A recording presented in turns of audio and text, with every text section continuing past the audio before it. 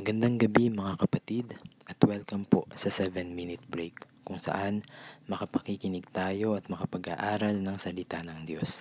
Sa panahon ngayon, sobrang ingay na ng mundo. Masyado nang abala ang mga tao. Take a break kapatid. Sama-sama tayo magsiyasat at matuto ano ba talaga ang totoong mahalaga. Sa gabi pong ito para sa ika-24 na episode ng 7-Minute Break, ang tatalakayin po natin ay kung ano nga ba ang tunay na mahalaga.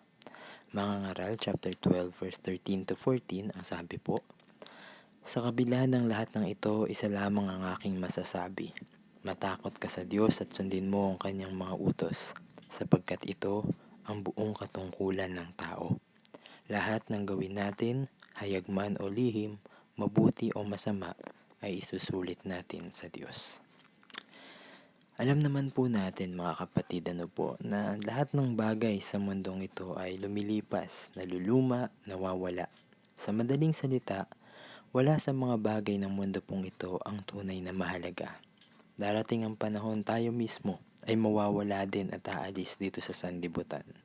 Pagdating ng araw na tayo naman ang lumipas o lumisan, isang bagay lang po mga kapatid ang magmamatter. Iyon ay walang iba kundi ang relasyon natin sa Diyos. Kung tunay na tinanggap natin si Jesucristo, ang buktong na anak ng Diyos bilang ating Panginoon at tagapagligtas.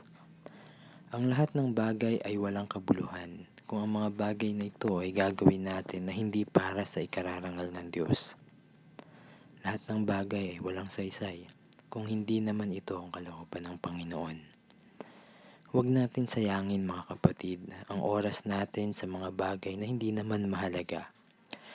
Yes, maraming bagay sa mundong ito ang dapat na ginagawa natin. Mga bagay na kailangan nating gampanan. Pero huwag natin hayaan na maging mas mahalaga na ito para sa atin kaysa sa personal na ugnayan natin sa Diyos.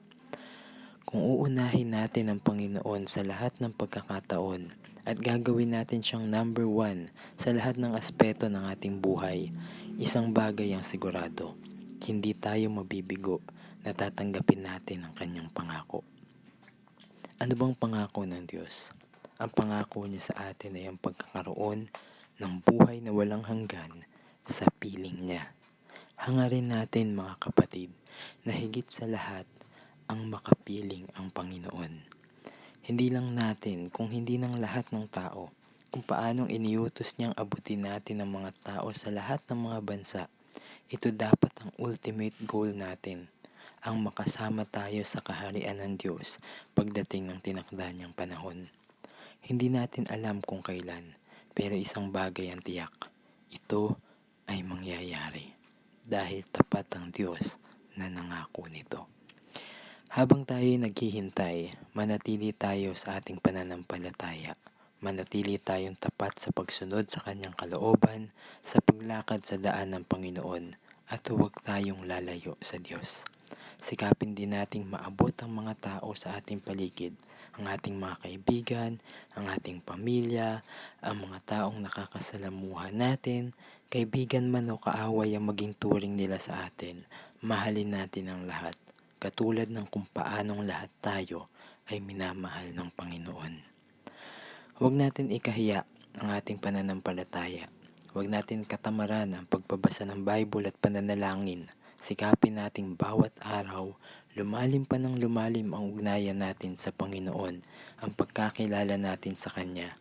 At sa lahat at sa anumang sitwasyon ng buhay, huwag tayong mawawalan ng pag-asa. Lagi nating tatandaan, mahal tayo ng Panginoon. Kapatid, sino ka man, nasaan ka man, ano man ang sitwasyon mo sa buhay sa mga panahon ngayon, mahal ka ng Panginoon. Mga kapatid, ito na po ang magiging huling episode ng 7-Minute Break. Nagpapasalamat po ako sa 2 taon, 24 na episode, 24 months na nakapag-aral tayo, nakapagbahagi ng salita ng Diyos sa pamamagitan ng munting programang ito. Nawa ay marami pang maabot. Maging ang inyong mga chat messages, ang inyong mga inspiring stories, ang inyong mga prayer request. Salamat sa pagtitiwala, hindi sa akin, hindi sa programang ito, kundi sa Diyos na tumutugon ng mga panalangin. Magpatuloy tayo mga kapatid sa pagtitiwala sa ating Diyos. Patuloy pa rin po ang Christian life na magiging active. Ang page pong ito ay patuloy pa rin na sasagot po sa inyong mga katanungan at makikiisa sa inyong mga prayer request. Kaya wag po kayong mag-hesitate o magdadalawang isip na mag-chat sa page pong ito anytime. Sa abot ng aming makakaya, magre-respond po kami. At hindi natin pababayaan ang isa't isa, lalo na ang buhay spiritual ng lahat. At katulad ng lagi nating sinasabi, sa huling pagkakataon dito sa 7-minute break mga kapatid, hindi bukas kundi ngayon, ito na yung tamang panahon. At wag natin sayangin ang pagkakataon dahil walang maling panahon upang ipakita at ipagsigawan sa mundo na mahal tayo at mahalin natin ang Panginoon. At the end of the day, walang ibang pinakamahalaga kundi ang relasyon natin sa Diyos. God bless us all po. Hanggang sa muli.